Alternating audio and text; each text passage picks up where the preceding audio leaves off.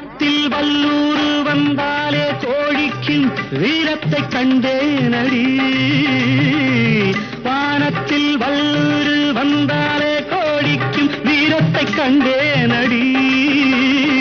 ஞானத்தை பாதித்து மனத்தை சோதித்தால் நான் என்ன செய்தேண்டி? நானுண்டு வீடுண்டு நாடுண்டு வாழ்வுண்டு என்றேதான் வாழ்ந்தேனடி. நாளாக நாளாக தாளாத கோபத்தில் நான் வேங்கையானேனடி.